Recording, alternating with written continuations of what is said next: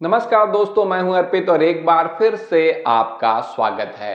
Court के आदेश को रातों रात पलट के मोदी सरकार ने अपने चहेते राजीव कुमार को रिटायरमेंट से पहले जेल जाने से तो बचा लिया है, लेकिन सभी नियमों को ताक पर रखकर इनकी जगह जिन ज्ञानेश कुमार की नियुक्ति की गई है, कोर्ट में इनके आदेश ने न केवल मोदी सरकार को फंसाया है, बल्कि खुद चुनाव आयोग भी अब बुरी तरह से एक्सपोज हो गया है। इसकी कार्यप्रणाली अब खुलकर सामने आ रही है।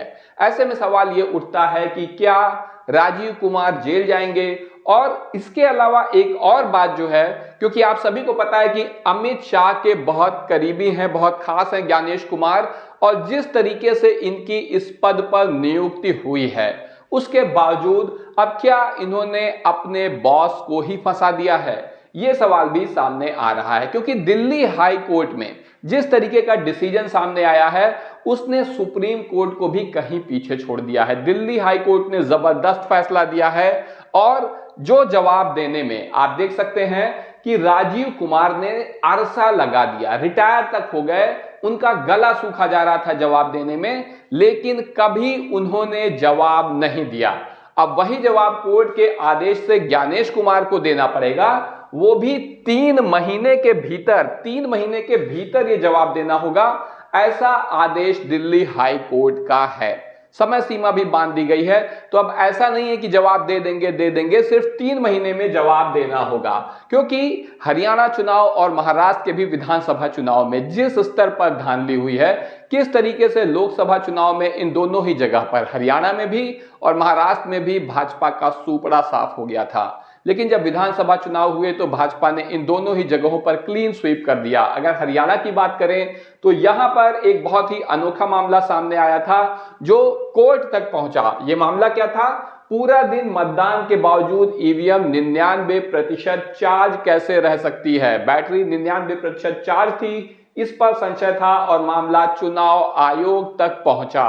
इतना ही नहीं, इसके अलावा आप देख सकते हैं कि 20 सीटों पर हरियाणा विधानसभा चुनाव में इस हद तक धांधली हुई कि आप जागरण की रिपोर्ट देखिए, हरियाणा की 20 सीटों पर फिर होंगे चुनाव, सुप्रीम कोर्ट पहुंचा मामला। लेकिन उस वक्त चंद्रचूड़ चीफ जस्टिस हुआ करते थे, जिन्होंने इस याचिका को सुनने से पहले ही खारिज कर दिया, बल्कि ये कहें कि कांग्रेस के नेताओं को डांट कर भगा दिया। लेकिन अब आप देख सकते हैं कि यही याचिका अब हाई कोर्ट में भेजी गई, हरियाणा हाई कोर्ट में दायर की गई याचिका, और इसमें कांग्रेस नेताओं ने कहा कि अगर इन सीटों पर दोबारा से चुनाव नहीं करवाना चाहते तो कम से कम हरियाणा की विधानसभा सीटों के सीसीटीवी फुटेज ही दे दें। जो वोटिंग हो रही है तो सभी सीटों का सीसीटीवी फुटेज ही दे दें, जो कैमरे से वीडियो रिकॉर्डिंग होती है, और फॉर्म 17C प्रोवाइड करवा दिया जाए। कम से कम इतना तो किया जाए।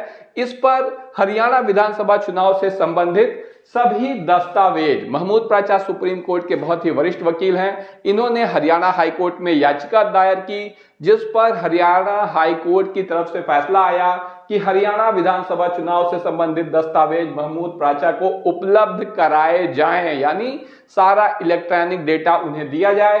Punjab and Haryana high court ने ईसीआई को निर्देश दिया। तो आप देख सकते हैं कि इलेक्शन कमीशन ऑफ इंडिया को हाई कोर्ट का निर्देश है कि डेटा दिया जाए महमूद प्राचा को, जिसमें राजीव कुमार को बचाने के लिए मोदी सरकार किस हद तक गई है आप देख सकते हैं।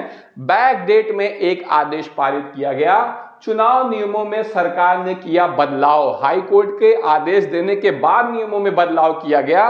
और क्या बदलाव है? इलेक्ट्रॉनिक रिकॉर्ड नहीं मांग सकेंगे आम लोग, जिसकी वजह से अब महमूद प्राचा को कोर्ट के आदेश के बावजूद ये सारा डेटा नहीं दिया गया। तो अगर कोई धांधली नहीं हो रही है तो ऐसा करने की क्या जरूरत थी कि चुनाव के ई दस्तावेज आम लोगों को सीधे नहीं दे सकेंगे।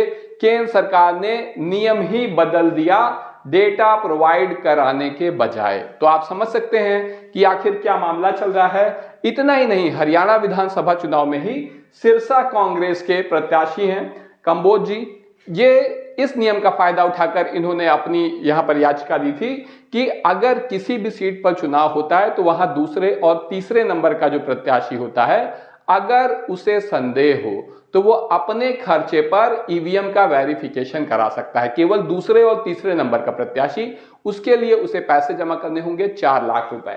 तो यहां पर सिरसा कांग्रेस के जो प्रत्याशी थे उन्होंने पैसे दिए और वीवीपैट मिलान की जगह पे मॉक पोल कराया गया चुनाव आयोग की जगह से, यानी कि ईवीएम का वेरिफिकेशन नहीं हुआ, वीवीपैट नहीं मिलाया गया, बल्कि वहां पर मॉक पोलिंग करा रहे थे। सेंटर से बाहर निकल आए कंबोज, बोले 4 लाख फीस दी थी, वो भी डूब गई, ईवीएम वीवीपैट का मिलान किया जाए। हम यहां पर मॉक पोलिंग कराने के लिए नहीं आए हैं, उसके लिए मैंने पैसे जमा नहीं किए थे। लेकिन इसके बाद आप देख सकते हैं कि चुनाव आयोग ने क्या किया कि ईवीएम का डेटा ही डिलीट करना शुरू कर दिया, जिसके बाद मामला एक बार फिर से सीजेआई खन्ना के पास कांग्रेस पहुंची, नेता पहुंचे और उन्होंने कहा, सुप्रीम कोर्ट बोला ईवीएम से डेटा डिलीट नहीं करे चुनाव आयोग, यानी सुप्रीम कोर्ट को बीच में आकर चुनाव आयोग को रोकना पड़ा कि ईवीएम से डेटा डिलीट ना करो।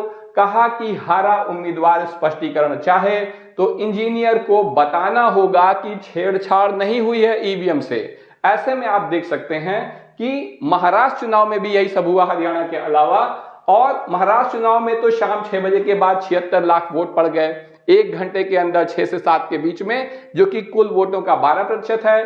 बॉम्बे हाई कोर्ट ने निर्वाचन आयोग को इस मामले में भी नोटिस देकर 3 हफ्ते के अंदर जवाब देने के लिए कहा था, लेकिन पोलिंग बूथ पर वोटर्स की संख्या 1200 से बढ़ाकर 1500 क्यों की गई, यह सवाल भी सुप्रीम कोर्ट ने पूछा। इलेक्शन कमीशन को नोटिस देकर जवाब मांगा, 3 हफ्ते का समय दिया था। ये सारे नोटिस अब ओवर टाइम चल रहे हैं, समय कब का बीत चुका है, लेकिन राजीव कुमार ने जवाब नहीं दिया तो नहीं दिया। लेकिन अब उनकी जगह पे जो आए हैं ज्ञानेश कुमार, इनसे मामला संभल नहीं रहा है, ये मामला संभाल नहीं पा रहे हैं। और यही वजह है कि जब दिल्ली हाई कोर्ट में कांग्रेस के सांसद रणदीप सिंह सुरजेवाला ने जो याचिका दायर की, अभिषेक मनु सिंघवी इसमें वकील थे, इन्होंने जो है, आप देखिए यहां पर दिल्ली हाई कोर्ट ने क्या फैसला दिया है। महाराष्ट्र हरियाणा की मतदाता सूची के लिए कांग्रेस नेता की याचिका पर 3 महीने के भीतर फैसला होगा, यानी समय सीमा निश्चित कर दी है कोर्ट ने, और ये कांग्रेस की बहुत बड़ी जीत है। ईसीआई ने दिल्ली हाई कोर्ट से कहा कि हम 3 महीने के अंदर